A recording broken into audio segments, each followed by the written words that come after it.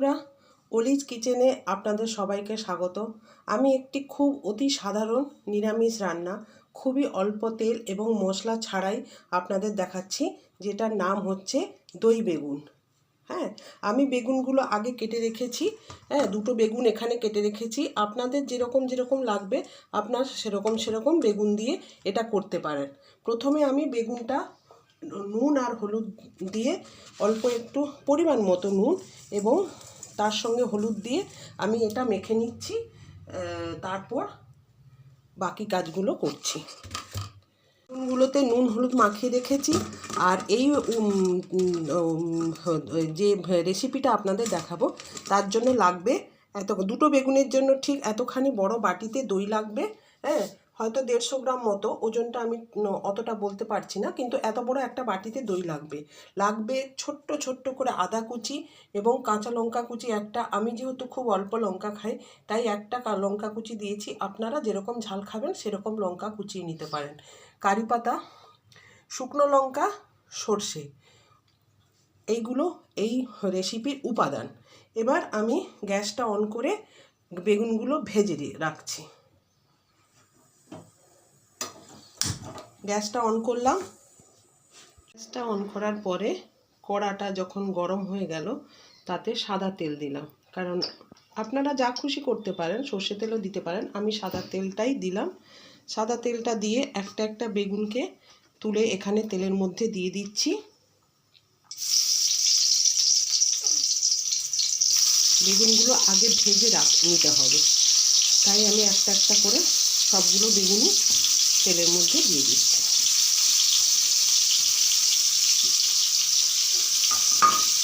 একটু তাড়াতাড়ি ভাজা হওয়ার জন্য বেগুনের মধ্যে একটু জল ছিটিয়ে আমি ঢাকা দিয়ে দিলাম।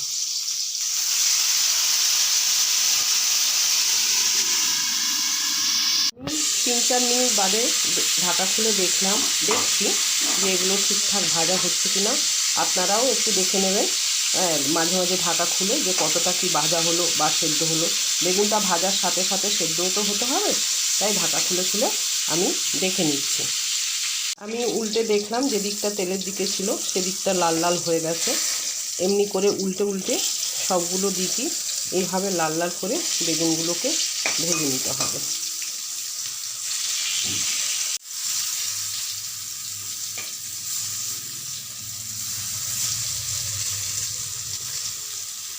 বেগুনগুলো এইভাবে লাল করে সবগুলো ভেজে নিচ্ছি। আপনারাও এইভাবে লাল করে সব দিকগুলো লাল করে ঠিকমতো ভেজে তুলে রাখবেন।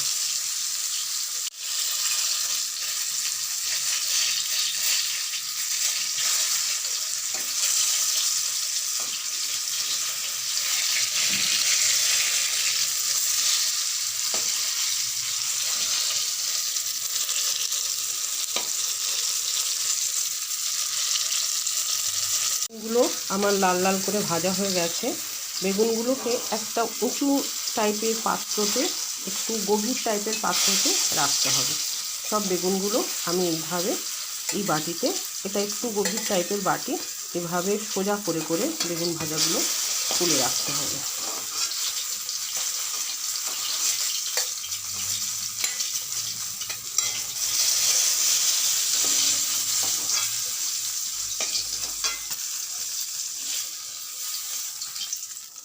এইবার গ্যাসের ফ্লেমটা একটু লোতে দিয়ে দিলাম। বেগুনগুলোকে একটু এর মধ্যে সাজিয়ে নিতে হবে এই বাটিটার মধ্যে। এবার আমি কি করব, দইটাকে ফেটিয়ে নেব, কারণ দইটা ডাইরেক্ট কড়াতে দিলে কেটে যাবে। এটা তো প্রথমেই বলেছি যে খুবই সহজ রান্না, মশলা ছাড়া রান্না। এগুলোকে এইভাবে আমি সাজিয়ে নিলাম বাটিটার মধ্যে। এইবার দইটাকে আমি ফেটিয়ে নেব।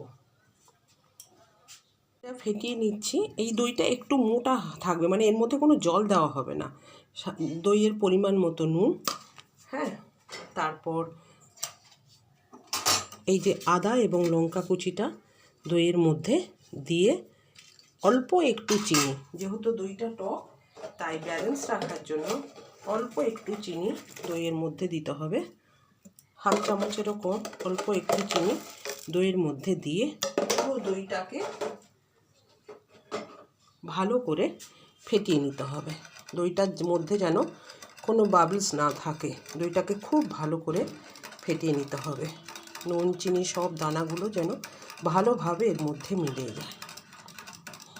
দইটা ফেটানো হয়ে গেল। এবারে কড়াই বেগুন ভাজার পরে যদি কালো কিছু থাকে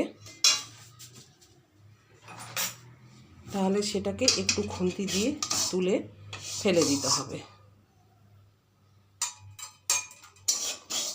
এবার ওই তেলের মধ্যে আমি দেব কালো সর্ষে, কালো গোটা সর্ষে। আমি প্রথমেই বলেছি আমি লঙ্কা কম খাই, সর্ষেটা যাতে ছিটিয়ে না যায় তাই একটু ঢাকা দিয়ে দিলাম। আমি প্রথমেই বলেছি আমি লঙ্কা কম খাই, তাই এখানে আমি একটা শুকনো লঙ্কা দিলাম। আপনারা আপনাদের ঝাল অনুযায়ী যেরকম আপনারা ঝাল খাবেন সেই মতো লঙ্কা দেবেন। আর দিলাম কারি পাতা। এবার এই যে তেলের মধ্যে এইগুলো দিলাম, এই তেলটা সমেত আপনাকে এই তেলটাকে নিয়ে আপনারা কি করবেন, দইয়ের মধ্যে দিয়ে দেবেন।